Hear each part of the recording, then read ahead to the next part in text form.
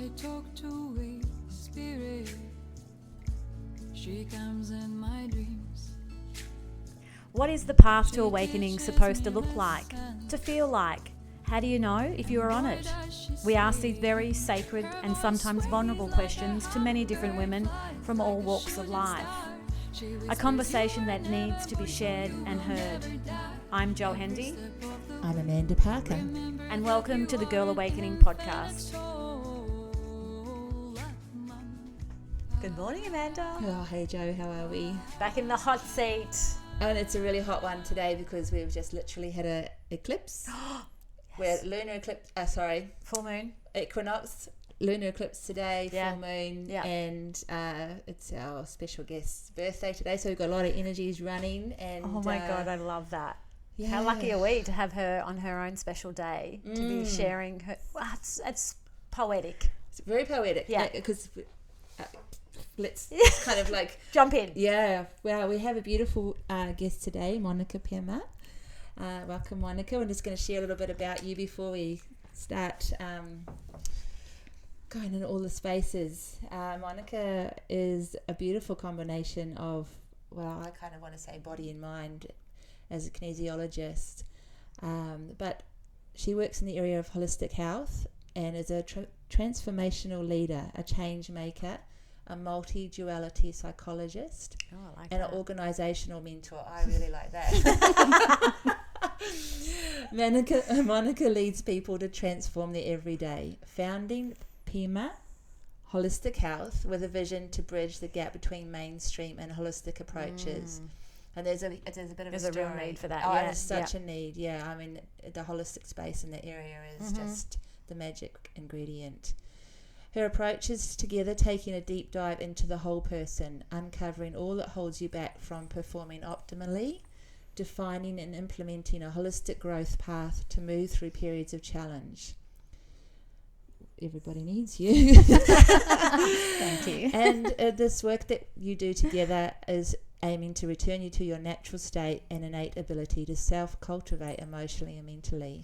And now Monica works locally and globally with clients, and it's a bit exciting, has just put a lot of work into creating an online course combining kinesiology and psyche. So Monica Pema, the power of you. Wow. Welcome. Yay. Thank you so much. I'm so grateful to be here. Oh, we are on your special day. Like, I feel very grateful to have you here. Yeah, but it's so beautiful that we get to hear your story on your birthday. I love it. Yeah, I love it too. It's really beautiful. And you were just sharing before, there's a bit of a background too, because with culturally, you were born, you chose to come in on quite a big day. Yes. That's right. So it's hit from Hinduism. Yes. So culturally, today is like the festival of colors, like as we know it in the Western world. But actually it comes from India, and there's a beautiful story around it. And the story is that there was a not so very kind father, and he wanted his son just to love him. He also had a sister who had the blessings of, if she walked into fire, she would never be burnt.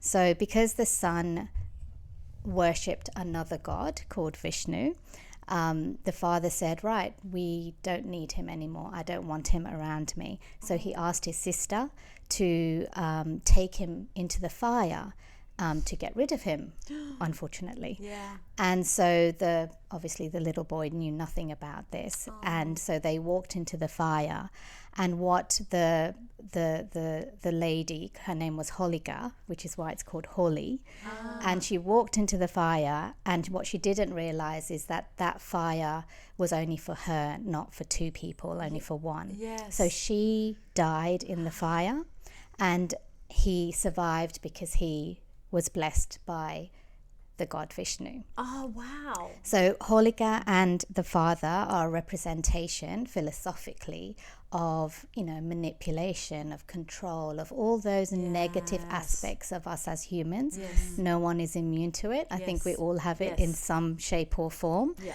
And so it's about getting rid of that from you. It's a cleansing process of getting rid of that. And then you celebrate by throwing colour. Oh. Yeah, that you've got rid of that aspect of you from your body. That's so beautiful. Now I understand why so many people love going to India to have that experience. I know I have. Like, I've seen it and was like, I want to do that, not even realizing what the context of it is all about. So thank you for sharing that. I'm sure there'll be a lot of our listeners that will be going, oh, wow, okay, very sad story though. It is. But also, again, I love the whole way that myth tells such beautiful stories. Yeah, beautiful stories, and so much learning is there, and you're listening to the story in rapture or sadness or all the emotions, and then at the end you go, oh, okay, so there's a learning there. Absolutely. And getting rid of it is the best thing because it's clearing out the clutter, right? Yeah. And so you were born on the celebration day, is that correct? I was, yes. Wow. Yes, That's many really moons beautiful. ago. Yes. Very, very beautiful. So all right, we're going to dive into what today is all about. Perfect way to start. So, Monica, how did your awakening journey begin? So I thought about this quite a bit, and I feel like it was when I was about 14 years old, and I was had attended a wedding, and so then was sitting afterwards with my older cousin, and we were having a cup of tea. And she just started talking to me about everything energy. Yes. So chakras and energy medicine and just the divine and angels and the universe and I quite a big a big conversation for a 14-year-old. Absolutely. For a 14-year-old. And I sat there and I can still visualize that moment. And I was listening to her and I was watching her talk about it, and I was like, that is the lane that I want to operate in. And so I made a decision in that moment that my life was going to be designed around incorporating the energetic aspect of who we are. Yeah. Can I ask a question That's pretty just to special. start off with? It's very special. Yeah. Were you born in here or were you born England? In England. Yeah. So my family history is quite interesting. So I was born in England. Yes. My parents were born in Africa, and my grandparents were born in India. Okay. Yeah. So and then my children are born in Australia. Yes, of course. Wow, that's a really beautiful. So Yes. nomads. Yes, that's fantastic. And was this for work reasons, or was it that just where your parents, like your grandparents, did they? Yeah, so with my granddad, he was the eldest and he wanted just better opportunities. Yep. And so he went looking for a better quality of life at that time. I'm not sure that that's quite right anymore, but, you know, he did. He moved to Africa and they, you know, he met my grandma and they got married and had children there. Yes. And then they actually, my granddad's side of the family moved in the early 60s. Right. I think it may have been late 50s, Yeah. and they moved to the UK because there was another opportunity and they were looking for people to come and work in the UK. So he was like, yeah, well, we've moved once, why don't we do this again? And bearing in mind there were aeroplanes, but nobody really travelled by that. Adventurous spirit, because it's, you know, it's a lot of travel involved. Like there's by ship. So there's some amazing stories of going by ship. And then on the flip side, my mum's side of the family, they moved. So my mum is one of 9, and so my granddad just slowly sent the boys traveling, you know, to the UK, and then my mum was one of the last to leave. But that was because there was an apartheid in East Africa, and then it wasn't safe to be there anymore. Many people did stay, but my granddad chose to close shop and move to England. Wow. And so mum only came to England in the early 70s. Wow. What a great time to go to England. Absolutely. I love how adventurous your family. Yeah. You know, just to be able, just to do that is quite a big feat in itself. Yeah, you know? well, it takes a lot of courage to kind of step outside of your comfort zone and also go somewhere where you didn't originally even know the language. Yeah. True. As well. So courage kind of runs in the blood. Yes. Yes. Which we're going to jump straight back into. So you're 14, your cousin is sharing all this information with you. How old was your cousin, did you say? She is about 7 years older than me. So she must have been in early 20s. Wow. Yes. Yeah. How beautiful that she actually took that encouragement, I suppose, or the feeling to share everything with you. Yeah, she's one of my really close people I now. can imagine, yeah. And a mentor too. Yes. I can just imagine this kind of angelic looking young 20-something girl sitting down, Yes. and your eyes just getting bigger and Absolutely. bigger as she was talking, and the rapture of hearing the conversation. Yeah, and that's exactly how I remember it. Like Yeah. just sitting in the chair like this, Yeah. you know, and just looking up at her because, you know. Yes, yeah. Yeah. Oh, that's Beautiful. an amazing. Well, it's kind of in the age too, like, you know, at 14, you know, you're around puberty or that kind of thing as Yes. well, and it's like, you know, stepping into that phase of life where We're looking and asking at that age, aren't we? We're Yeah. questioning. Absolutely. Yeah. And Yeah. absorbing Yes. as well. Perfect time. Yes. Perfect to time. have somebody to look up to is quite a beautiful opportunity. And I was listening to something the other day and was talking around, you know, believing in magic, and how as children it seems natural to believe that our toys have personalities and our cats are Yes. people, you know, our animals are people, and, you know, we can touch the stars and all these kind of things. And it's these imprints of adulthood that change that in us, and it's not so much that the magic goes away, it's just that, you know, we don't see it. Yeah. Well, we have other things that come in, don't we? So what happened after you? So this is keeping the magic alive. Yeah, basically, but absolutely. and I like the way you connected it with energy, you know. Well, it's opened Yes. you now, hasn't it? You're Oh, now yes. aware and conscious of other things. Well, you know, you've got to. It's like opening a new page to, you know, a new beginning kind of thing. What after that? What happened? Did you start to see anything happening around you, or did you start to believe, think differently, or see things differently? I think it was more to do with the magic of my perception Yes. as well. So, you know, I remember looking at a rose. Like we had lots of roses in our garden, and I can still see it in my mind's eye. And just looking at the rose and just going, how beautiful it is. Yeah. You know, it grows from a little seed, Yeah. you know, the plant, and then it gets watered and it gets nurtured, and you know, the environment makes a huge difference. The rose doesn't grow in winter when it snows, like in the UK it was obviously snowing. Yeah. And we have all the seasons in a year, and you watch this beautiful plant grow into this little bud, and then, you know, just that, even just watching the petals of the rose slowly open, and they weren't just like little roses, you know, they were the full, Yes. I can't remember what they're heady called, ones. Yes. but beautiful, like orange and Yeah. yellow and white and red, and just seeing the magic of what nature can create, and recognizing that that is also within us, you know. And in that moment, it was my remembering of that is within me. Wow. But embracing that takes a bit of time, because obviously there's the molding and the being a part of an institution, whether that's school or traditions or doing what you're told, or, you know, all of those things come into that place. So you're like, okay, I've had this awakening. I know this is how I want to be in the world. This is Yeah. how I want to design my life. But how do I balance that with what's because you're still a child? Yeah. And, you know, it's about passing exams, and, you know, you've got Yeah. two children today in exams. So, you know, it's about kind of these everyday. Yeah, it's like ticking the boxes of life, Yeah. you know, but then also thinking, well, how important is this really in the grand scheme of things? Yeah. And I think I've had that duality with me for a really long time as well. And I think I've only just sort of stepping out of it to go, you know what, I really don't care. Yeah. Wow. And that's why you're here today. That's exactly right. Yes. I needed to do that to get here. Yes. Yeah. I And was love it, when you talked about traditions, were there any strong traditions or religious beliefs in the family that went against what your cousin had told you, or? Look, not really. Yes. I've been really fortunate. Yeah. I'm sure other people have different stories, but I chose a family and they chose me. Yeah.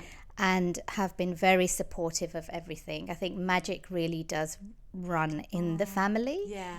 And there are many individuals, even when I now look from a very objective perspective, who have shared so many things with me. And I've taken that on board. I have never had anybody say no to me. Yeah. Wow. You know, if I've come up with something, you know, my granddad recognized the other side of me a really long time ago. In fact, he, you know, sort of described me as a witch. And, you know, initially I took that as a negative thing because I wasn't quite sure what it meant, you know, like you watch The Wizard of Oz and you see the Wicked Witch and you're like, that doesn't quite resonate. And I think there's an innate thing too that it rhymes with the B version of that, you know, and it always seems to be like a bit of a whip word as opposed to a uplifting word. But he didn't mean it like that. He actually, I took it as good, that. That was my interpretation because of what I had seen and read about, but didn't know about, like didn't live the experience of that. And I guess that's what I've been doing. I've been putting myself into remembering who I am and walking in that space more and more and more. And I guess which is quite a strong word, but you know, it's the magic, it's the being who you are, it's the healer, it's the self-care, it's the self-love, it's the unconditionalness of being not just yourself, but living with non-attachment rather than attachment, because all of those things are attachments. And so it's learning to detach from what you think you should do and then, you know, what you would like to do in the world. That's when you say that, it's I just contemplated too. It's you never read in the fairy tales, which are presented in ways, but of a witch living in a castle. She's always living in a little cottage in the woods. A dungeon, a dark dungeon. Right. There's never any attachment to her surroundings. It's always in nature kind of thing, you know, whether that's but it's, you know, the non-attachment is something I don't think people really attribute to witchery, but it's very true, isn't it? Yeah, absolutely. Yeah, that's beautiful. It is really beautiful. So when you say about the so when you were traveling through school as a teenager and you had all these realizations around wanting to work with energy and the other realms, how did that go with your choices of subjects? Because you're a kinesiologist and a psychologist now. How did that go with where you were sitting in school and your choices around then and friendships and peer groups and things? So I went home a couple of years ago and it was a question I actually asked one of my friends because she came to visit me. And I was like, what was I like? Because she met me around that time. And she said, you know, you were very quiet and you kind of knew yourself and because I can't remember all of this, you know. And you knew yourself and she said, but the thing was, when you did speak, everybody would listen. And I'm like, really? I do not remember myself like that. But she said, you never used to say very much, but when you did, it was always to point. And I was like, oh, well, that's kind of what I'm like now. If someone has a conversation with me, I'll definitely, if I get asked, I will speak. But otherwise, I will stay the observer in that space. And I think that's a good thing. I think it's I a quite great like thing. that. There's lots of lessons in there, you know, to learn when you can be still in the moment, you know. And like you said, and it's when you do that, I think when you do eventually speak, it comes from a place of empowerment. You know, for you and for others. And steady, like calmness, you know, clarity. And so then in terms of my choices, I obviously had all this going on inside of me, and then I was trying to make it fit with the mainstream because, you know, 20 odd years ago or over actually, oh my god, I've just realised how old I am. I think it's like, hang on a second. Oh dear, we'll just leave that subject to the side. Yeah, that's right. You know, it wasn't so openly talked about. No. It wasn't something that you could just go and have a conversation. You know, everyone sort of did it sort of under the radar, so to speak. It wasn't like it is today. We can have open conversations like this about it. And so psychology really was the only subject that I could resonate to because it was about people and it was about connection and it was about communication in its purest form during that time and behavior. And so I just fell into that really. That's how being a psychologist came about. And then people, and the connection to people. But even when I studied psychology, I realized that, there was the statistics, there was all this other aspect, and I was like, oh my goodness. Yes, I was just about to say that too. Yeah, I started a psychology course, and I did 3 years of it, and then I felt like I was.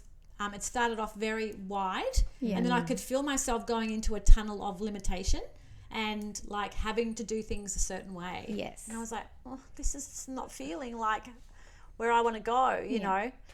Where luckily enough these days sometimes we just need to get the degree and then we can bring whatever we want to bring through. So again, through the degree, it's a 4-year degree, so I had a placement year, and my placement year was with amazing individuals who I'm still connected to today. They gave me the most wonderful opportunities. And I just remember going to the interview and starting my presentation, and then just going no in my head. I was like, oh my God, actually it was my heart, I think. It was like, no, you're just saying what you think they want to hear. Yes. And so then like 5 minutes into the presentation, I just stopped dead. I was like, this isn't really going how I want it to go. Can I just start again? Oh, wow, good on you. And so there's this panel of 4 people. And they're all looking at me like, oh, okay, like that's fine. And so then I ditched what I was doing and I just went with me. Yay. And they said that's why I got the job. Absolutely. I like what you just said. Oh my God, I just went on with that. me, because like how often do we back ourselves in that? I mean, like how do we just even put ourselves forward? It's like, I love that. there's always this skin or this cover of presenting what is a protocol what you or think this, it should be. I just went really with powerful. me. And that's the head and the heart thing Yeah. again. I mean, now I can reflect on it and go, okay, that was a battle between what I should do and what I think I have to do, as opposed to what I would like to do. Yeah. That's so beautiful. There's so much power There's a lot in in just that. what you just said. Yeah. For everybody listening, me included. It's like, I mean, we always talk about the magic exists outside of our comfort zone, and I think that's a beautiful example of that. We need to step outside of the way we view things or see things that are right. Absolutely. In exclamation marks. Yeah. Because, nothing grows in the comfort zone. No, it doesn't. Or the PowerPoint. No, that's right. You're going to ditch the PowerPoint. Yeah. Just, it just keeps you stuck. How brave, though, in that moment. Yeah. Right in the moment. You're in the crux of it there. But I was listening. Yeah. And listening to that connection. Absolutely. That is in the heart space. Yeah. Because I think if I live my life just from the head space, and don't get me wrong, I have sometimes, but things don't feel as easy or as comfortable. I mean, it is about being uncomfortable when we step outside our comfort zone. Yeah. But just having that space of ease, like working smarter rather than working harder. Well, you're in alignment. That's it. The difference, That's the word. isn't it? Yeah. Yeah.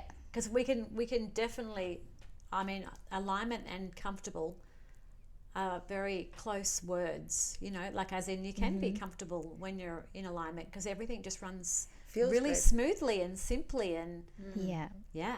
So I totally get what you're saying. And it's that courage of vulnerability as well, because when we allow ourselves to go into our heart space, we're coming from that, we're giving permission to be vulnerable. And that's a big one, just a subject on its own. Absolutely. There's so many things that come in the way of vulnerability, but it is what we're doing, just having the courage to be vulnerable. And I think from all the experiences I've had over all these years, I feel like when we do allow ourselves to be vulnerable, that's when even more magic happens. Oh, it's actually making me quite tearful just listening to you speak, because it feels so pure. Yeah. And just like a natural state of being. But it's not popular. Yeah. No. Because it's as you the story in the beginning, it's easy to be manipulated or led certain ways or this or that, and because you've being vulnerable is a position of trust as well. Absolutely. And that's a journey, isn't it? Yeah. Like, I don't think anyone can tell us how to do that, because each one of us is doing that for ourselves. Yeah. Our own essence, how that is and how that looks, and how brave are we. So when you got the placement, was that like an opportunity to put the theory into practice? Or It was great. that? I learned so much, and they kept me on afterwards, and like I said, we're still friends to today. And I remember my really good friend at the time, she was going down the clinical road, and then I was like, so I had a look at all of that, and it was all about different emotions and feelings and everything I do now, but I ran away from it then. I was like, okay, I'm just going to go into the business psychology model as opposed to the clinical psychology model, because I was like, I don't want to sit there listening to people's stories. That's not what I want to do. Oh my God, if I could go back. Because that's all I do now. So I think I ran away from it in that way. I didn't want to be doing it in that model. I've created my own model now. But I did actually run away from all of what I'm doing now. That's in okay. that moment. It was all meant to be for that moment and that time, wasn't it? Yeah, that's right. For you to be what you're doing, what you do. I want to go back a few places.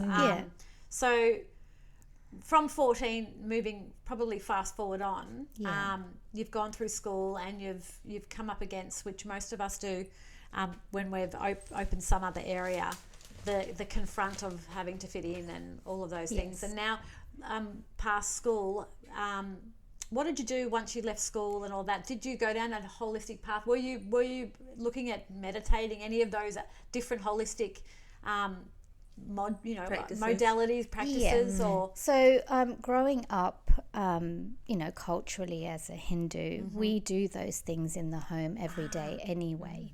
So it's just part and parcel of. Can you share a little bit with us? It'd be beautiful just to have a little insight into how your day would be. So every family is different. Some people do it more than others. So in our home, it was, you woke up in the morning, you cleaned your teeth, you got yourself ready, had a shower, got yourself ready, and then we would have we have a temple in the home. Wow. With we have so many gods and goddesses. And remember, when it's gods and goddesses, it really is the masculine within us and the feminine within us. Beautiful. Because each of those gods and goddesses have their own stories, and it's the mythology and the philosophical nature of their stories that relates to us as human beings. So that's what they represent. So when you know a story, it's like, okay, how do I put this into my own life? What does this mean for me? So there's many stories about all things that happen in life, every aspect of life, in fact. It's not. She's remembering. Oh my God, I am. Did you just see that? I was like, oh my goodness. Beautiful, and so then we would come downstairs, and usually my grandma or mum had already started the process, and lit the candle and incense, and then we were just given prayers to say. And so then we would just have that moment. You could sit there for 2 minutes, or you could sit there for half an hour. It just depends, what you're doing and where you're at. But having that ritual of sitting in silence as well. It wasn't always silent, because sometimes, my brother would be playing, his hip hop music in the background, or I love this. But it's still just being still, because you can still have everything going on around you, because it's not actually about sitting in silence. And I actually still can't sit in silence, because it was never really silent, because we had extended family living together in one home. And so it's just finding the silence within. Wow. And even now, when I, work with my clients, or I talk to my students, they say, so should we meditate, And I'm like, you need to figure that out for yourself. Like, for me, life is a walking meditation. And it's about what you choose to attach to and what you choose not to attach to. So do you have to? No. You don't have to do anything. Beautiful. It's whatever resonates to yourself. And that's the magic, isn't it? Because that's where you're designing life how you want it to be. Because there actually is, there isn't any right and wrong. You know what I mean when I say that. from a good place. Absolutely. Yeah. Yes, as long as you're practicing your own way, whatever that way. Yeah, in whatever- kindness and in a Absolutely. loving way. And That's bringing you some yes. stillness and some peace. Yeah. Yes, because it's individual to you. Absolutely. Yeah. Yeah, that's beautiful. I love that you've said that, and that I think that's the theme that's coming through more and more, especially in the last couple of years. We're finding that we're detaching ourselves from outside influences Yes. that we may have followed. We may have had a guru, or we may have had some kind of person that we've put on a pedestal, and we're realizing, okay, not good for me, not good for them. I need to find my own way, and where do I need to go? What do I need to do? Absolutely. Within, yeah. Absolutely. And, I've found over the years when I've worked with individuals just from a clinic perspective, and, sometimes people look at me or put me in that position of awe, kind of going, well, because you're the one that's guiding me through this. Yes. And I'm like, no, don't ever do that, because I am just as human as you are. Yeah. And I share personal stories, because I am not immune to any of those things. We're all the same. Absolutely. Yep. And so then it's helping them to listen to the messages of their own body. Yeah. Because the body does have all the messages. It has all the answers. Our heart is our empress or our emperor, and the heart knows. Yeah. Yeah. But we Beautiful. just don't listen. No. Or we don't know how to listen sometimes, and that's okay. Yeah. So I love being that person that actually reminds them of their own power as well, of their own story, and giving them or empowering them to make their own choices, because some things they want to keep and some things they want to let go of. And sometimes, we talked about courage before, about being uncomfortable, and it does take courage to be vulnerable and to look at something that you're like, well, actually, that is my responsibility. I can blame someone till the cows come home, but actually, I can own me in this present time and go, I don't want to do it that anymore. I don't want to say that anymore. I don't want to feel that anymore. And it actually is as easy as that, but our humanness gets in the way. And our attachment. Yeah. That's right. Because it's the way I've always done it, or this is who I am, or the attachment to the outcomes you get when you behave in a certain way. And there's so many filtered layers of attachment. And that fixedness of that to moving to that flexibility of choice as well. And even coming today, it was like I could have got really fixed and gone, I just can't do this. I didn't. Yes, no. I was laughing, just flicking forward, because Monica's done a couple of expos recently, and I'm going, great, that's really good practice to being in the public and just being in the spotlight. And just no hiding. No hiding anymore. I've been sitting in my room for a very long time. Working your magic. Absolutely. Yeah. It's all part of it, isn't it? And back to that fixed point too, what just came up for me is around letting go of the identity of who we think we are. Yes. Because we are, although we're human and we're living on this 3D earth, we are energy and we are evolving, and we need to be able to embrace that and move with it and through it, instead of thinking that we've been this, this is who I am. We're talking about, you were just saying about, that's just slipped my about mind. The attachment. The attachment to, our story and all of that. It's about being able to let go of that and be easy on yourself around that. Yeah, absolutely. And, when we are easy on ourselves, like I said, that's where the magic happens, because it's actually not that hard. If we just stay aligned within ourselves, because we know what our values are, we know what our morals are, we know what we like and what we don't like. We all know those things. Yeah. And so if we just stay in our lane, then the universe just provides. We don't actually have to go looking for it, because when you're just yourself, whatever's meant for you or myself is going to come. but it's also the trust in the universe as well, isn't it? Because we don't always trust, and then, you know, control comes into it. It's like, you know, I'll just place myself here and then maybe. And it doesn't happen. Well, what you said, going back a wee way, when you were talking around being in your heart space as opposed to your head space. For me, when I get stuck in my head space, or when I think about head space, it's so easy to slip from there into fear and worry, and that looping around of kind of reactive kind of behaviours, as opposed to or strategies, or this is or that, as opposed to being receptive, being in flow, being open. There's quite a difference there in the whole frequency of those two environments. And I like that to the past and the present. And, you know, we all have so many stories of the past and whatever we have made it mean. And we can have all those words listed in there, whether it's shame or doubt or insecurity or fear or, you know, mood swings or depression, or, I mean, the list goes on, right? And, you know, I talk a lot about this when I'm with my clients, and, you know, what is it that's looping it? You know, why is it there's such a big loop between the present and the past all the time? Because the only person that's really bringing it into the present is me, is myself. You know, for each individual. And so really, you know, we're making the choice to bring that into the present. Whatever happened all those many years ago, that person's not saying, I'm coming with you, I'm tagging along, you know, I'm going to hold your hand and you're taking me with you regardless of where you go.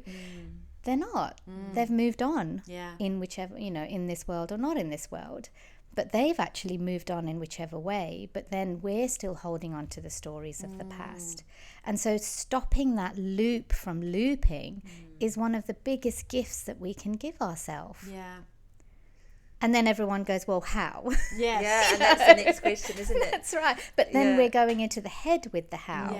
Whereas if we just stayed with the simplicity of the choice of, I don't want this anymore, and let go, like visually just let go of the hand, if it's a hand, you know, or the image or whatever feeling or whatever it might be, then it dissolves, because it's not really alive, and the only person that's giving it power is ourselves.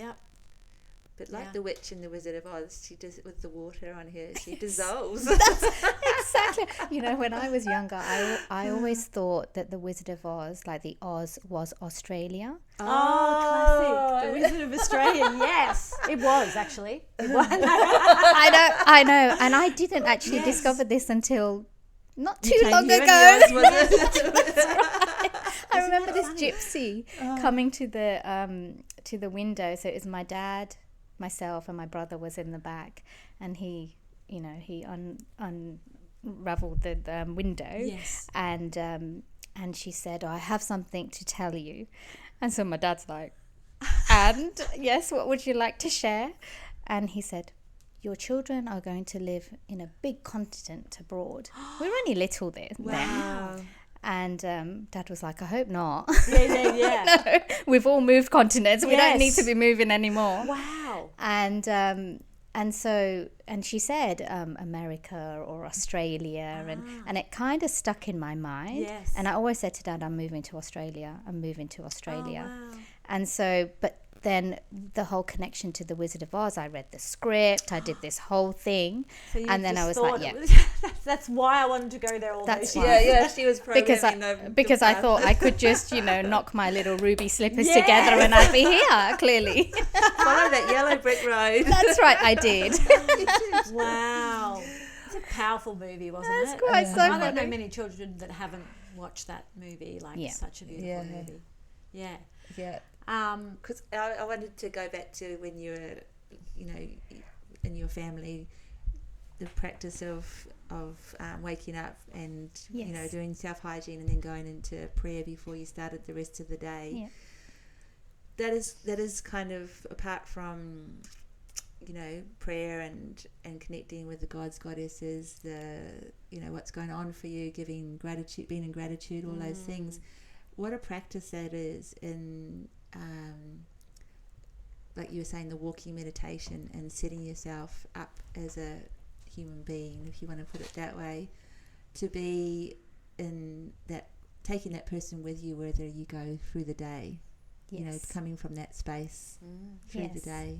Because it's, remember that it's not an external god or goddess. It's the god and goddess that lives within you. Yes. So really you're just blessing yourself in that moment as well. And then lighting the candle. Was that your view back then? Yeah. Yes. Yeah. So that's what you're taught? I don't know. I can't remember if that's what I was taught or that's what I must have been, because But that's the way you viewed it. yeah, that's how powerful is how that? I've always viewed it. Yeah, so it's not separate. Yeah. It's together. Yes. And when you light the candle, you're bringing light into your home. Yeah. So even if you've had a dark night, then you're lighting the candle, and although you may not always feel so great, it's okay. You're still allowing the light to be in the space, because it's natural. It's a representation of there will be light at the end of the tunnel. It's so beautiful. It's so powerful. It's it's I think of my own childhood. I didn't have anything like that. But it would have been nice to have something that was Reassuring. permanent. Yes. I can feel you want to say that. It's like that life's going to be okay. you don't realise how powerful those aspects of different cultures can be. Yeah, absolutely. So powerful. Yeah. And actually, just going back to your other question, my mum has taught me a lot.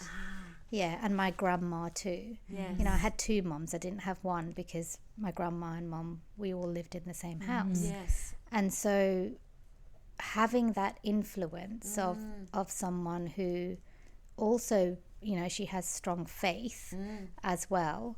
And again, it doesn't have to be from a religious perspective. No. It's just faith in yourself. Yeah.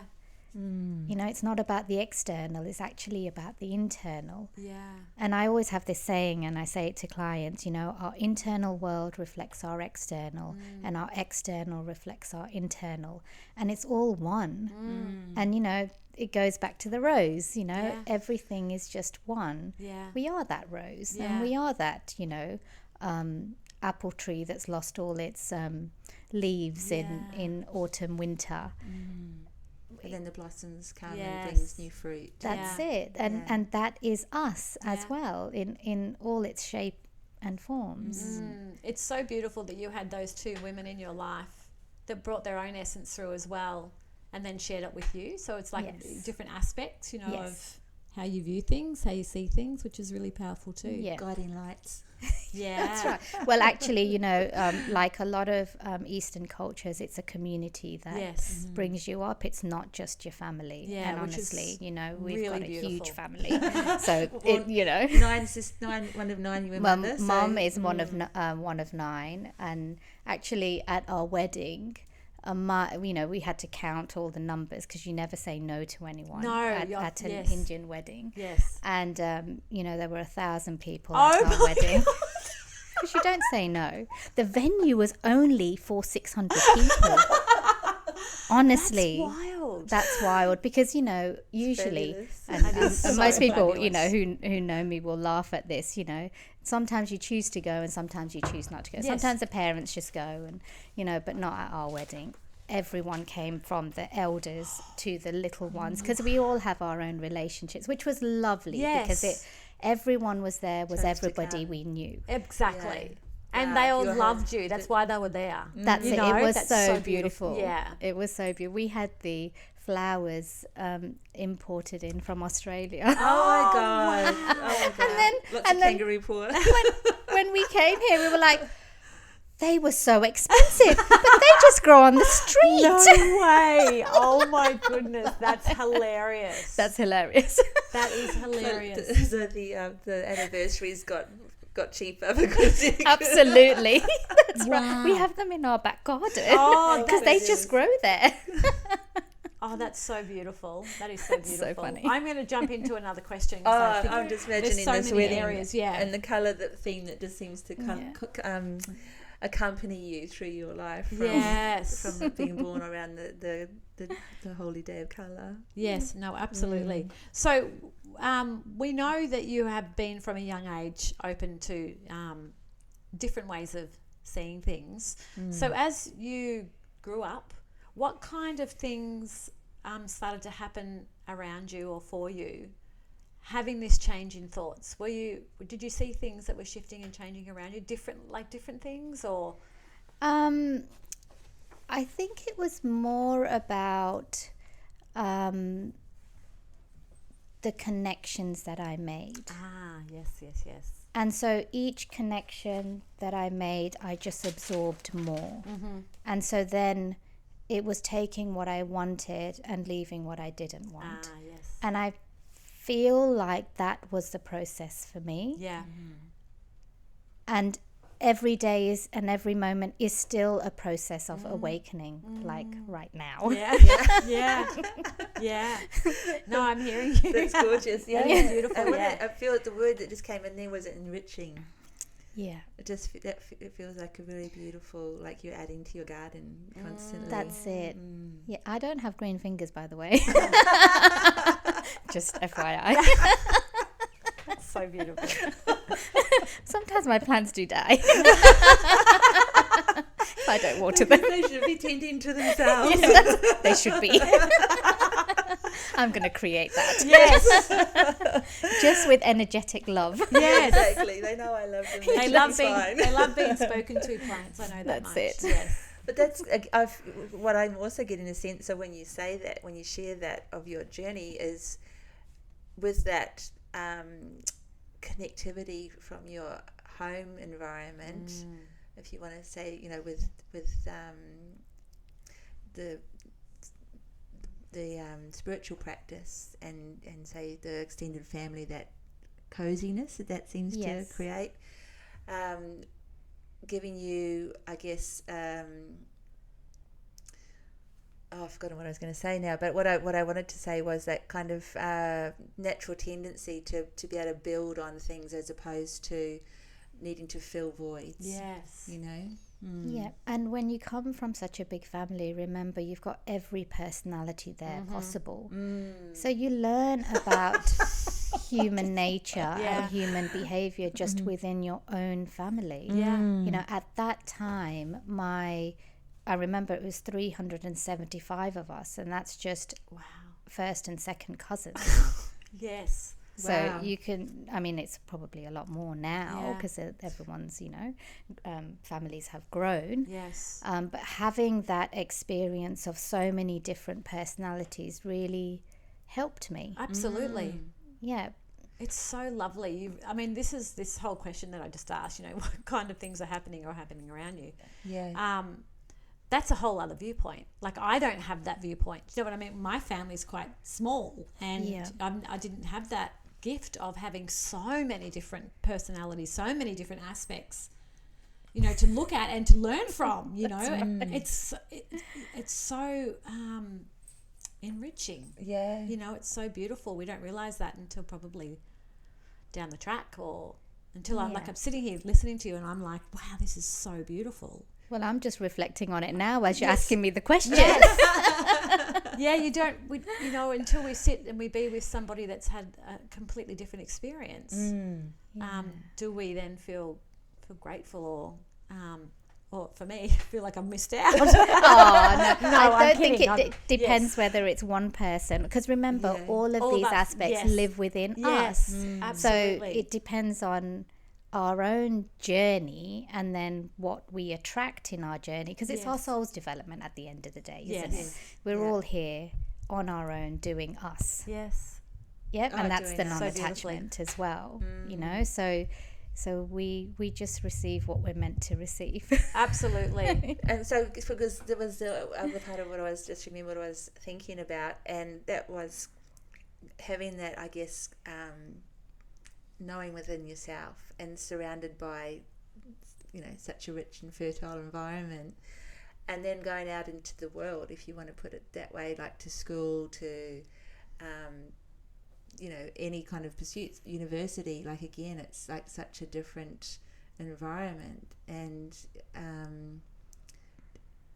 did you find that there was like contrast, like sharp contrast, or again was it more of like because you felt so centered that it just you kind of found a flow because you were in your own lane and you didn't sort of get pulled out into other experiences too much? No, so I did get pulled out. I am human, you know. Yeah. Yes. I did get pulled out, and where I got pulled out, or allowed myself, actually, now I look back on it, I allowed myself to go into this space, is when you come from such a big family, you're one within a very big group. Yeah. And so you have your voice in those spaces, but you also don't always have a voice in those spaces, because you've got those that are older than you, and you're younger, and all of that goes on. And so, I found that my insecurities were about speaking up. So I would be fine in a small group, but put me in front of like a lot of people, and then, I would feel that tightness of the chest and the tightening of the throat, and the sweating. So I guess you'd call it, if you were to put a label on that, it would be anxiety of actually speaking up and speaking your truth. Because remember, when all this is going on inside of you, it's in your bubble, in your little world. And then when it's time to express that outwardly, the head and the heart need to be working together. But I was still working out where I come from in those, because I was trying to do me in that mainstream model. And it was working, like I was still supported, but it wasn't to the frequency that I wanted it to be, but I didn't know how to get there necessarily. So it was trial and error in that space. And so I did have many opportunities to speak to bigger groups and all of that, but I just kept running away from it. Because that was your way of just avoiding it, really. Yeah. And so it was only when I came here, and really only in the last year probably, that I've gone, oh my God, I'm getting too old for this. Like, I need to just do this. Like, what, and letting go of that hand that I'd been taking along the journey with me, because no one ever said anything. No one said I wasn't good enough. No one. It was only me. I was saying I wasn't good enough, that I didn't have anything to say, that, who'd want to listen to what I have to say because it's already been said. That's a big one. And a common one for women, especially women of a more mature age that, have been probably a mum and that's it, and done their work and whatever else, and then all of a sudden it's like they're starting to really sink into that stillness space and be that, then everything else kind of seeps up and commit and really commit to self as well. To love yourself in the way you want to love yourself. Absolutely. I've got 3 children and you give so much. I'm such a giver. You just give everything, and then you get lost. You get lost in that giving, because you've got these little people that look up to you and go, you are my world, and you're showing me the world, and I'm like, oh my God, what a big responsibility. And then you dive into that world, or I did, and then you sort of poke your head out and going, hang on a second, where's me in all of this? It's so true.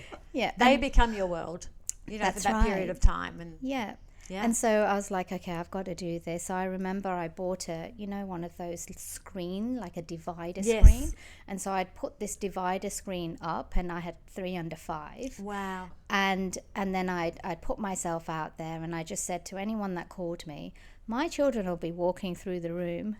The door will be open. It'll just be us in the house. And if you're happy for me to work with you like that, I'm happy to see you. Yes. Fantastic. And it was really just so I could keep connecting as well, and doing a little bit of me and having a little bit of adult conversation in amongst everything else. Wow. Fantastic. And nobody ever said no. No. And when my last one went to school, I remember it was a really lovely gentleman, and he goes, "Where's Chaya gone?" And I was like, "She started school last week." And I'm like, "Yes!" That's so beautiful. And he was really upset. He's like, because, you know, he'd seen her from, you know, the whole pregnancy to birth to, you know, seeing her grow up and be a 5-year-old or 6-year-old, whatever it was when she went to school.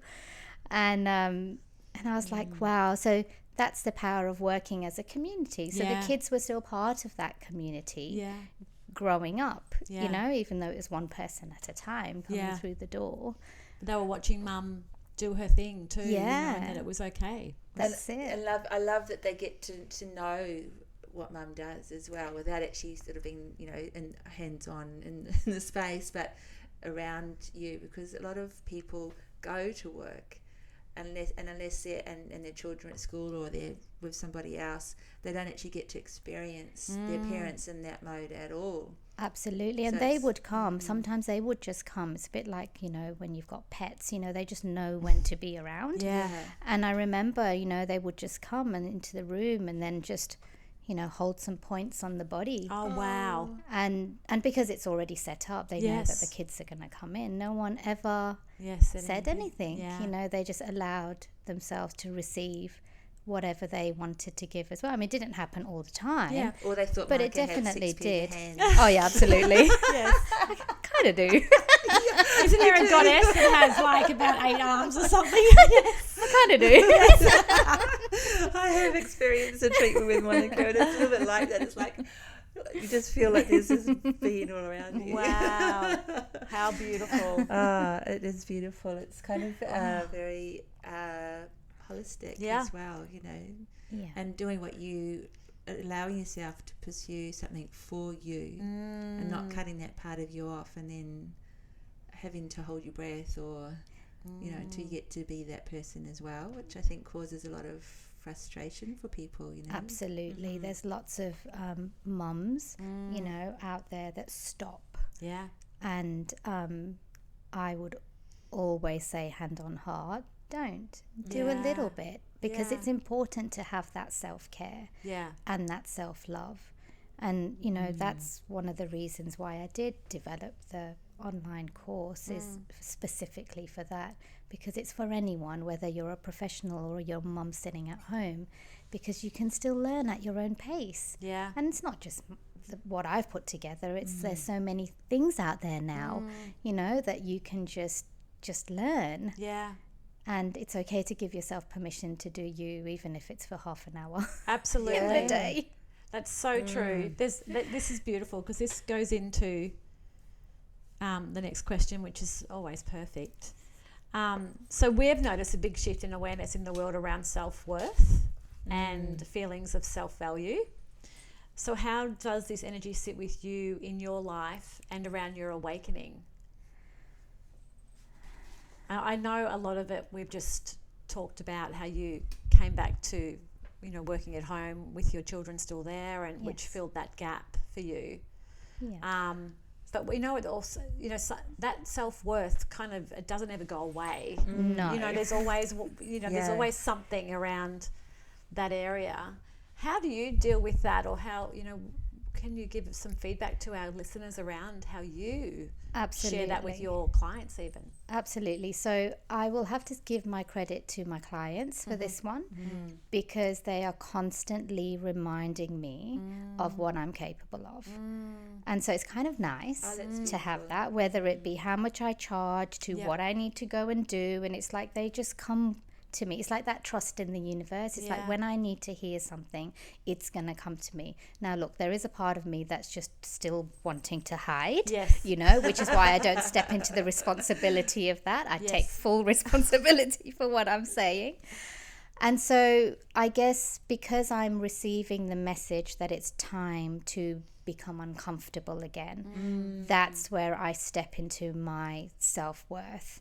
And don't get me wrong, I still have the fears, I still have the worries, I still have the doubts, but I also know that it's not about me. And once I recognize that it's actually none of this is about me, it's about of me being in service for others, then that's where I'm like, yes. Because I'm a giver. So if it's about everyone else, I am absolutely there. I'm 100% there because this is nothing about me. It's wild, isn't it? Yes. How our mind can actually just switch on to that aspect that it's now outside of myself, and no probs, I can do that. And I give it love 100%. Yeah. Yeah, absolutely. And so once I really cottoned onto that, and I know lots of people have cottoned onto it many years before, but when I did, I was like, okay, that's okay, because I'm doing this because it makes a difference to everybody else. And, my vision is, to support so that others can support others one person at a time. Because if we are given the tools and one person can't give you everything, it's a journey of people we hold on to and move with, and people we let go of as well, because and there's nothing against that. It's just part of how we come together, and then we go our ways, but we're all energy, so we're connected anyway. So we're never really not connected. Unless you really don't want to be connected, and then you can. Because there's some situations you don't want to be connected to anymore, and you dissolve, like the Wicked Witch of the East. Yes. Absolutely, it's a choice. When did psychology morph into kinesiology for you? Because kinesiology is like the embodiment of psychology, isn't it? It's like working with the body intelligence, bypassing the brain. Absolutely. So the question has always been within me of how do I blend my two worlds together, because that's what it felt like. Even when I came to Australia, how do I blend these two worlds together? And I remember going to a course at a college, and I sat down. It was just a weekend course.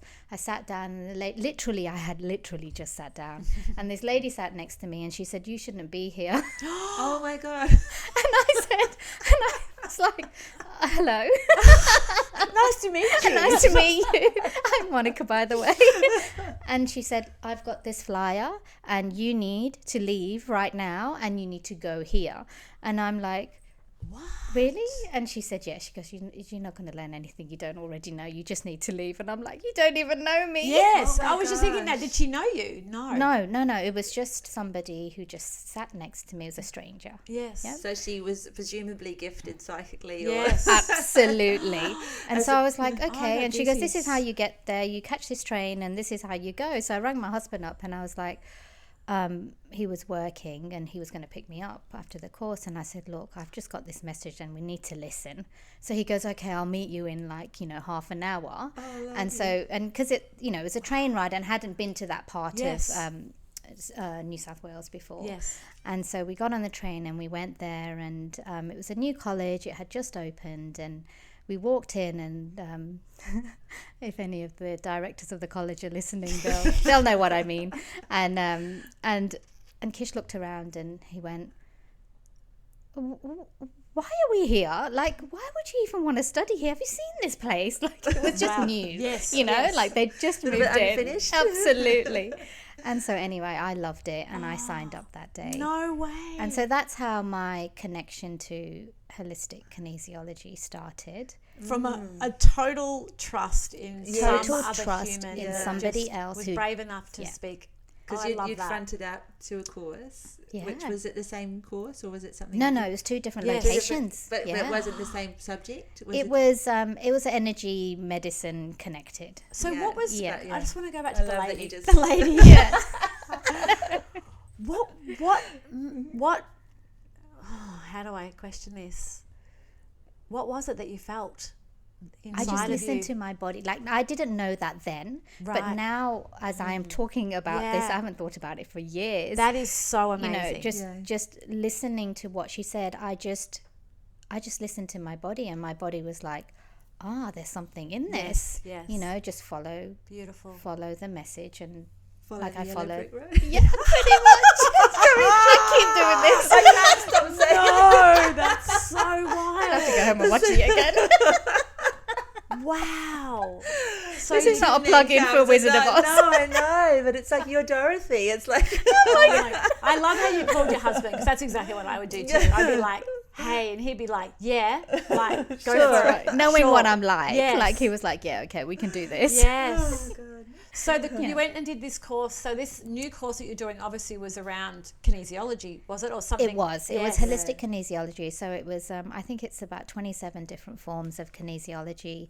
They brought in and 27. Did I just hear you say that? Yeah, I think it's 27. It could be 24. I'm not sure on the exact numbers, but it was a lot. Wow, yeah, and amazing. so they're beautiful. Both everyone that's connected to the college. It's a college of complementary medicine, and they're just beautiful people. Yes. And we were, I think the second group of students to go through the college, and they taught me so much. Yeah.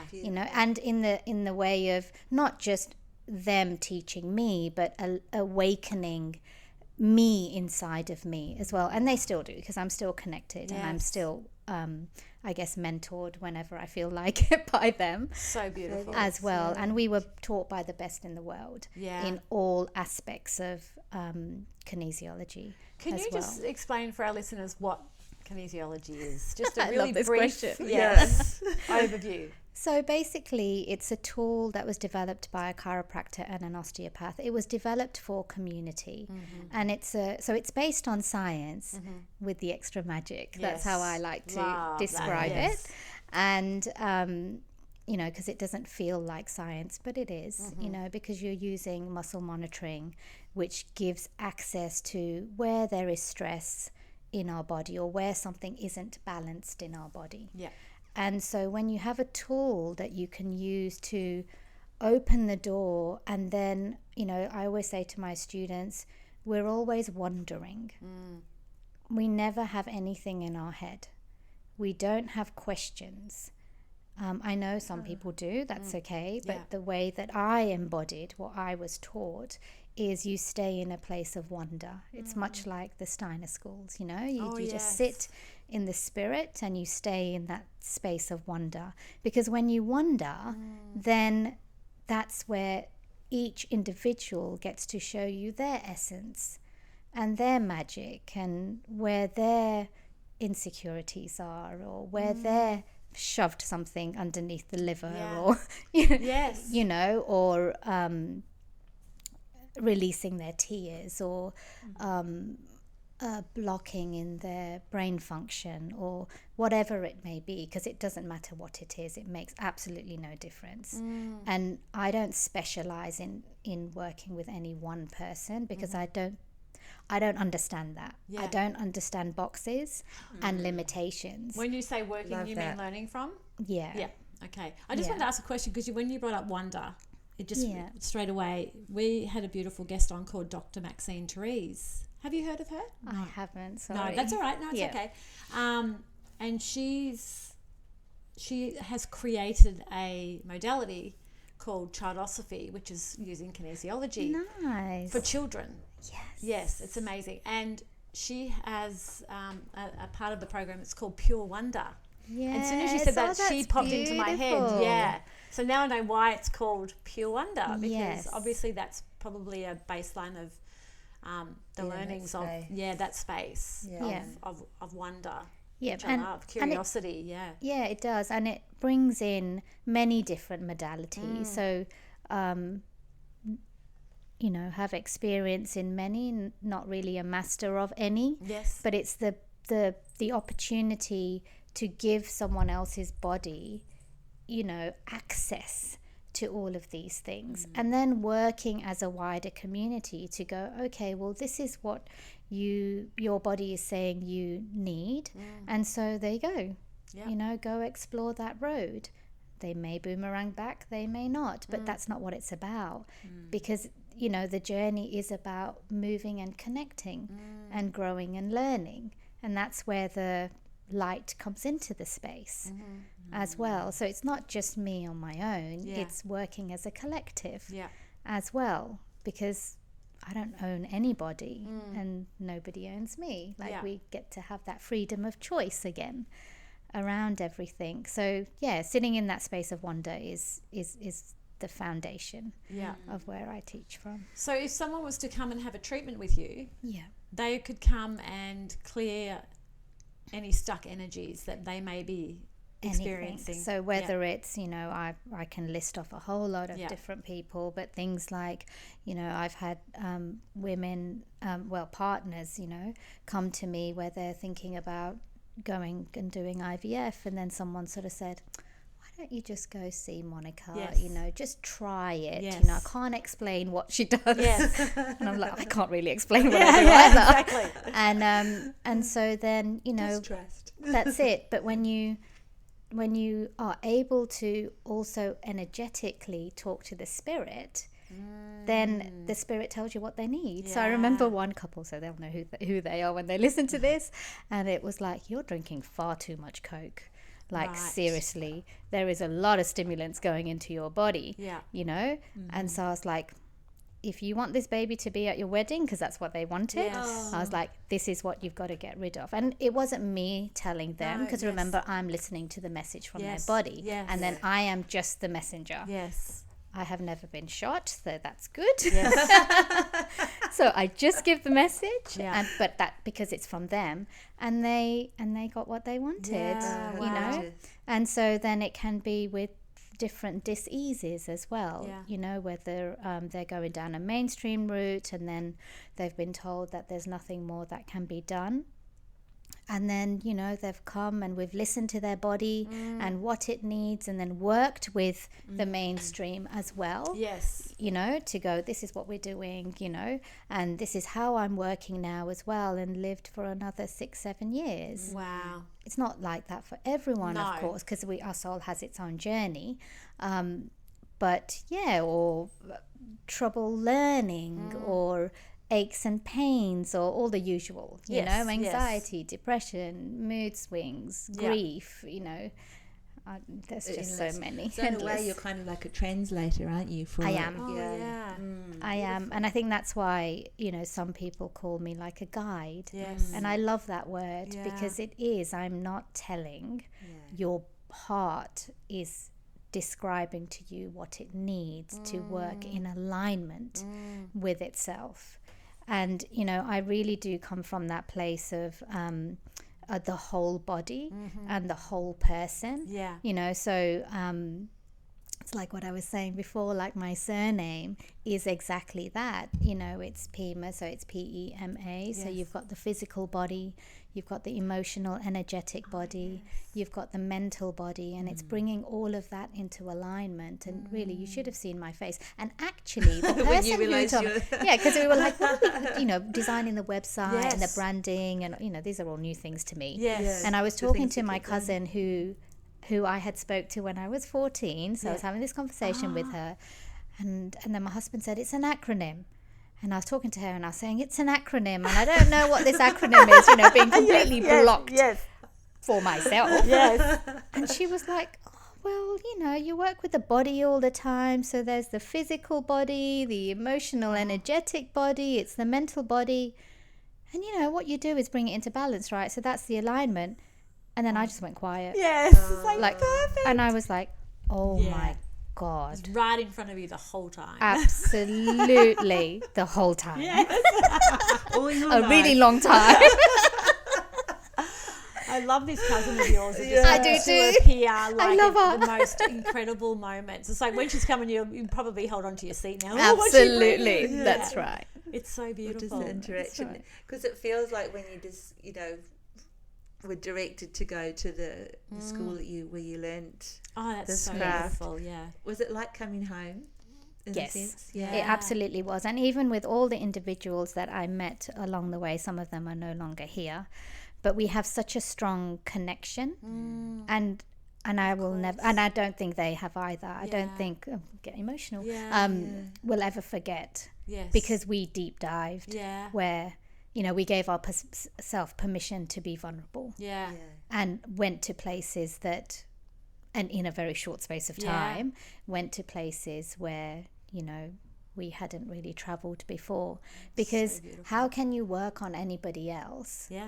Or have a connection? Don't have to know everything about somebody else, but you have to have done your own work. I Yeah. feel I don't like using that word, but I think in this it's appropriate. Yeah. It's important to do your own work, because when you do your own work, then it creates more space to be able to connect with someone else and go, come on, let's bring the transformation into this space. But not from a place of pushing, but from a place of wonder. Because ultimately, I think I'm like Sherlock Holmes. I am with a dog with a bone. So when something is presented to me, I'm like, let's get to the bottom of this. Yay. What do we need to discover? That's what people want to hear, don't they? They want, let's go on a journey together, like an exploration of. Absolutely. And your body's got the answers. Yeah. And so let's figure out where this formula is for you. Yeah. As well. You know, I see life like a spider's web. I say this all the time. Life is like a spider's web. Everything is interconnected to each other. Yeah. And so when we listen to the body and we retrieve, or you remember what your formula is, because the formula doesn't change once you know it. Yes.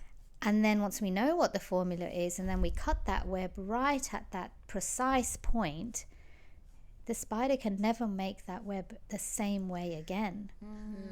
So it's done. Wow. I always feel sad when I break a spider's web, because it has to start all over again, which Absolutely. they always do. But when you say it in that way, like, there's a purpose in it, isn't it? Yeah. Because it is a new day. It is, you know. That's it. It's where you give yourself permission to be the best version of yourself, because it's not about anyone else in that sense. It's just about you wondering about you. Oh, okay. Perfect timing. Yeah. Perfect timing. What do you do now, Monica, to support yourself with staying in the moment? So I have learned to do self-care. Yes. Being a career woman, being a mum, being a partner. That's right. That is a Exact big one, though, things. isn't it, for women? That's a really big one. I know Emma Walkinshaw, another lovely lady we've had on the podcast. She bought me a book of self-care. Yeah. I was like, what are you trying to tell me, Em? But it was perfect, you Yes. know, and just how much we don't really go to that deep level of Absolutely. caring for ourselves. When you are a healer, and when you are, Yeah. you know, you do resonate so strongly with being of service to others. Absolutely. So what's the question again? Yeah, Yeah, so what see? do you do now? I'm like, I love that. I've remembered all the other questions. Yeah, I just funny, got lost funny in that. that, thinking of what I need to do for somebody else. What do you do now to support yourself? About me now. Yes, exactly. Not about anybody else. So I have like a beautiful family around me. My brothers are brilliant. My husband is great. So they do create opportunities for that. And I have friends that sort of pull me along. Yeah. And I guess I am guided by others in that sense when it comes to the self-care, but I put it in the diary now. Yeah. Like I create time. So it's a date with myself. Whereas before I didn't used to do that. Yeah. You know, even taking today off. Yeah. It's like, okay, this is going to be me giving to myself. And so, you know, I sat down in the local cafe and I had a cup of tea and I just sat out and watched the birds flying by and just those things. And spending time with my family is really important. And, you know, my dog keeps me very present and she's beautiful. And all of those things are things that I do. Yeah. Yeah. That are important, absolutely. And Yeah. like you said, family is very important. Very important. They fill my cup. Yeah. And so I really enjoy that. Yeah. So do you have a lot of family here now, or is there still a lot of family in the UK? Everyone's at home, so I had to let go in that way. But then I realized that we are just energy. You know, I became really connected to that. And even with the, you know, the reason I do have clients and students abroad is because we are just energy. Yeah. So distance healing can occur. Which is becoming so much more popular too, isn't It's it? well, it's the power of prayer, isn't Yeah. it? I mean, it's also scientifically proven Yeah. now that it works. Well, how does it work? Well, that's how it works. Yes. Because we are just energy. Yeah. And so I'm really not that far away from them anymore. So my my brothers are here. And so that's our little family. And I've got a few cousins here as well, but nothing compared to what's in the UK. Yeah. But, you know, we're not short of them visiting at all. I'm sure. You know, and I have Any my family excuse. here Yeah. as well, like all my friends and all the different people that I've connected to really are family. That's how I see it. I don't see them as separate Yes. to anything. Yeah. Because it's a community in itself, It is. isn't it? As you say, with the gentleman who was coming from when you were pregnant with your last Yes. child to when they went to school. I mean, that's a 6-year journey, isn't it? So Absolutely. that's, someone you've known Absolutely. for a while. That's right. And I wanted to go back to, before we move to the next one, is because Joe Dispenza's made quite popular the walking meditation. Yes. And getting a lot of success around that, with how powerful it is for people, and what it's creating as a unification and a massive frequency of energy as well. And you mentioned that just briefly way back from how that is for you, how you go about your day. Basically, it is in a walking meditation. Yeah. So is that a part of your self-care as well? Do you physically still keep connecting to that? Yeah. Oh, and so another part of just connected to that as well is I love reading, and I haven't had a lot of time, having 3 kids and then career and everything else. So I recognize that what I do is I tap into that infinite intelligence, because it is actually there. It's free. Everybody has access to it, and some people would say to me, oh, that's what so-and-so said, or have you read that book, because that's what was written in that book, and all these different people. And I'm like, I've heard of them, but I haven't actually read any of the books. And Can so be a good thing too. it was a great thing, because Yeah. I don't have to sit there and read them, Yes. and I can connect to it. And I didn't recognize that until only a few years ago, that's what I was able to do.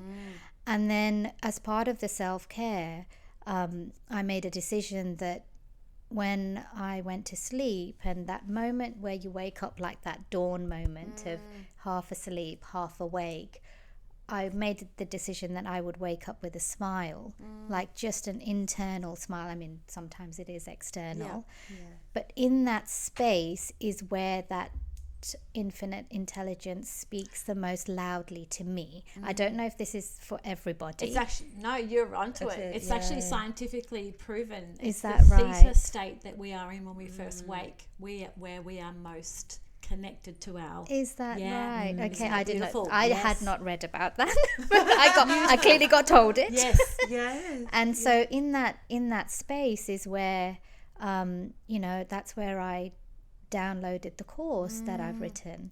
It's where anything that happens, if someone says to me, like when I'm the detective and being in the space of wonder of what's going on for someone's body, I'll ask that question in that space. Yes. And there's a pureness of the message that comes in, and I just listen to it, like I just don't doubt it. Yeah. I recently spoke at a workshop, and I literally downloaded the 45 minutes of that workshop in 10 minutes. I wake up and I just grab a piece of paper and a pen or my phone, and I just write everything down, and I don't question it. So even Don't with my question course, it. I recorded it, downloaded it, recorded it. Of course, there's things that were not downloaded, obviously, and put it together. And then about a year and a half later, the students are like asking me questions, and they're like, have you gone back and actually watched any of what you've recorded? And I was like, because I don't lie. Yes.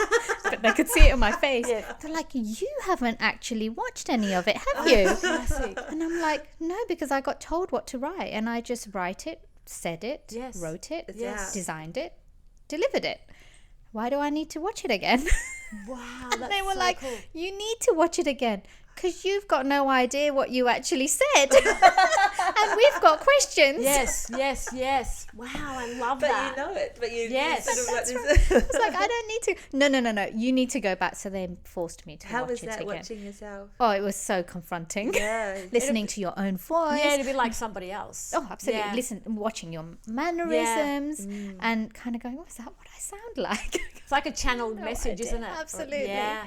But very I cool. hadn't done that. But also because I was doing the avoidance strategy of like, I Right. don't want to watch myself and listen to myself, because then you go into that self-judgment. Yeah. You go into that, was that good enough? Yeah, I need could something have to said do that this better, or I should wear Yes. something different. Yeah. And it's the head, Yeah. like going into that headspace of how things should be perfect, when actually it doesn't need to be, it just needs to be done. Yeah. And so the action of done is what I did. Yeah. And then I did have to watch it, and that was okay. I did watch it. And I can understand why they had the questions, because much like today, it's just a flow. Yeah. And I don't remember all the things I'm talking about, but It's perfect. Yeah. but it's there. And so, you know, looking back on it, it means I can deep dive into those areas that individuals may need. Continue Yeah. to grow it that's beautiful. and bring forth things that have got room to bloom.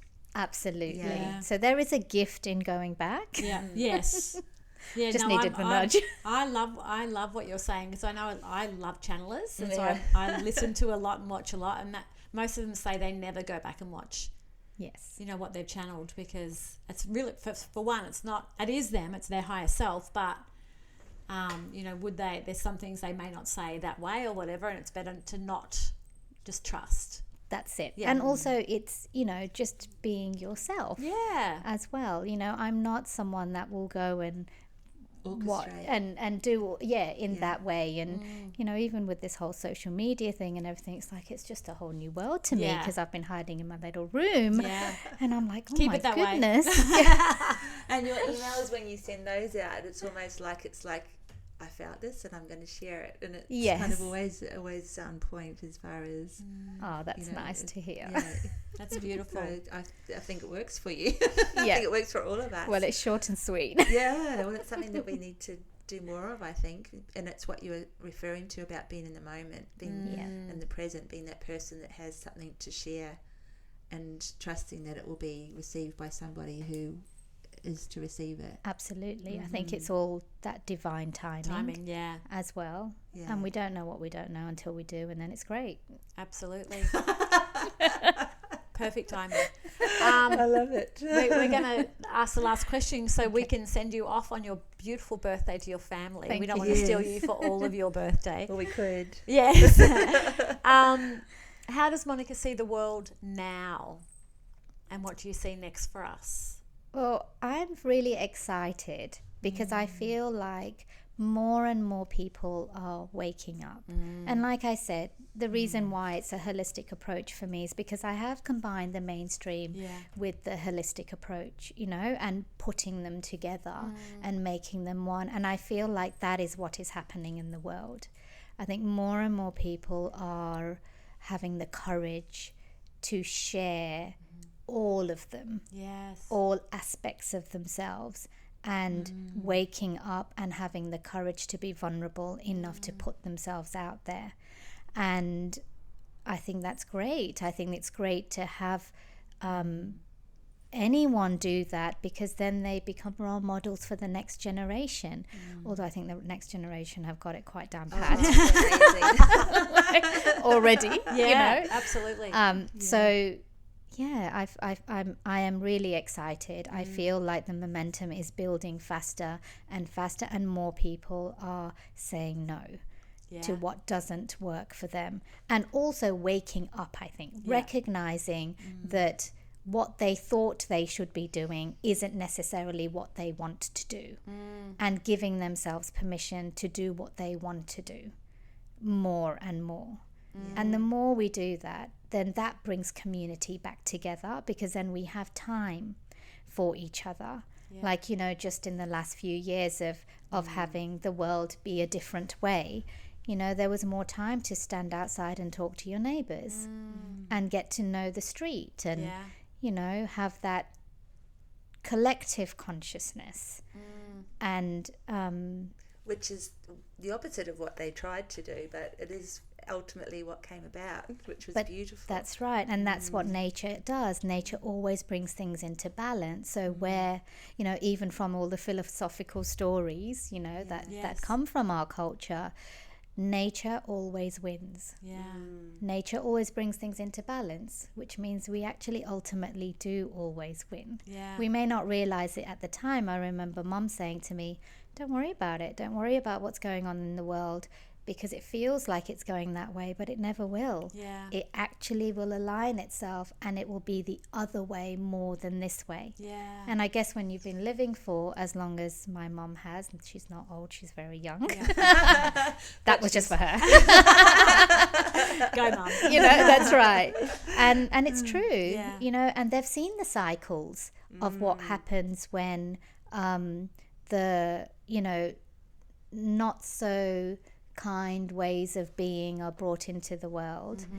But then there's so many of us that come from a place of, no, I'm going to believe in myself, and I'm just going to stand strong in who I am, and really bring it back to doing you, because you can't change the bigger picture of the world, but we can change every moment today in our own little way, and then that has a ripple effect I love that. across humanity. Yeah. An expanding, rippling effect.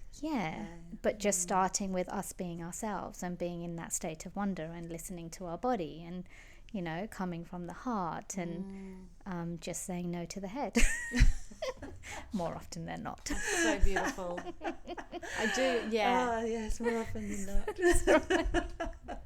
I do. We will have to round this off, but I just want to end in that I really love what you talked about around the wonder, the wonder of the curiosity. That's what's sitting with me. The inner child, isn't it? Yeah. Yes. Yeah. Just being in pure wonder, or just being in wonder of what's around us, what's happening around us, what's available to us. Not being tired, I think, because we get tired by not being in wonder, and we see things from a jaded perspective, as opposed to, I wonder what will be today. Yeah, and it's just reminding ourselves to take those pairs of glasses off, because that's all we've done in that moment. We do that with our sunglasses. We give them a bit of a wipe, and then we put it back on again. So it's the same thing, really. It's just we've just got to remember and be conscious and present to, I can actually wipe this away. Yeah. Oh, yeah. Beautiful. Great way to Thank end. you so much, Monica. Thank you so much, Monica. Thank you I so really much for feel having excited me. that you've created the course as well, to share with people that they can do it in their homes, and find ways to tap in, have an actual have a modality that's and fun to learn, but also learning about themselves, and that will help bring them into this space that you're talking about. Thank you. Is that really that's the purpose, isn't it? It is, because that's my way of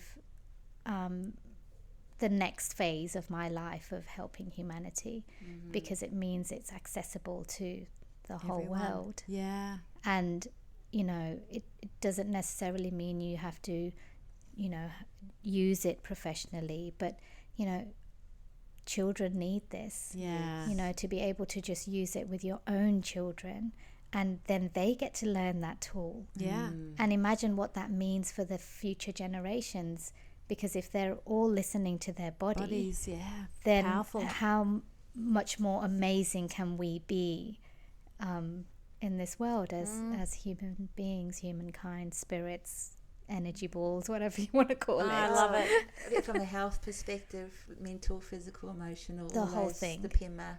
Yeah, the whole thing. That's exciting. Yeah, that is exciting. Yeah.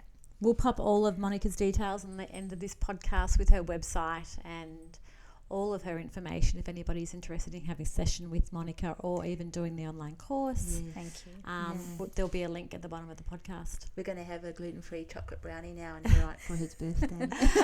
Happy birthday, Monica. Thank you very much. Thank you. Thanks for having me. I talk to a spirit. She comes in my dreams. Thank you for listening to our Girl Awakening podcast. We are also on YouTube as Girl Awakening. We'd love to see you there with comments on how our guests resonated with you or your own awakening. Please share the love with a like and subscribe while you're there. A blissful thank you to Kinesiology, the amazing artist behind our theme song. We will see you next week. Bye. Bye.